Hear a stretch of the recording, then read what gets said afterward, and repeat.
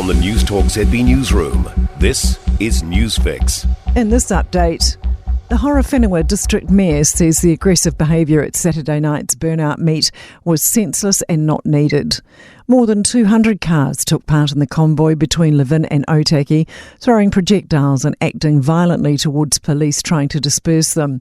6 cars have been impounded and 2 people have been arrested, and police are using CCTV to identify more offenders. Mayor Bernie Wandin says he's disgusted and the community seems to be feeling the same. He says it's one thing to congregate as car enthusiasts, but it's another level to incite violence and attack and intimidate police like that.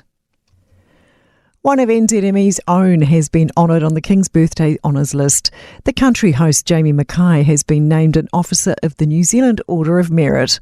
He's been recognised for driving the broadcasting of rural radio into the mainstream, as well as his support for various causes.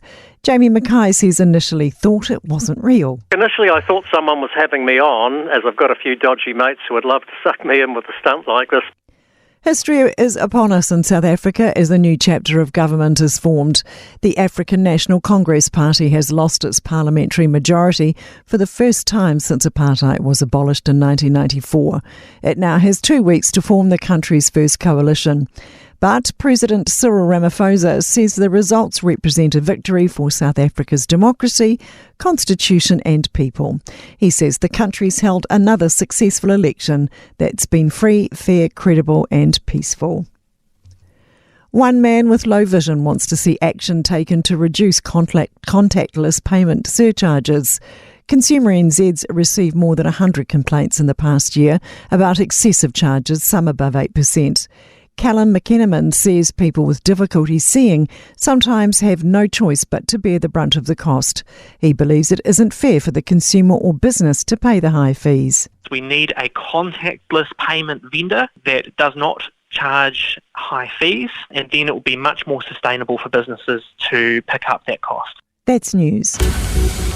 In sport, Scotsman Robert McIntyre has won the Canadian Golf Open in Ontario by 1 stroke, sinking a par putt on the 18th for the win, with his dad and stand-in caddy watching on. A father and son, together forever. McIntyre fended off a late challenge by American Ben Griffin, finishing at 16 under. Ryan Fox has placed tied for 7th, carding an even 70 final round, mixing 6 birdies with 6 bogeys to finish 10 under overall. Meanwhile, Japan's Yuka Saso has won the US Women's Golf Open in Pennsylvania. Third-seeded Spaniard Carlos Alcaraz is among the big names to breeze into the last 8 at the French Tennis Open.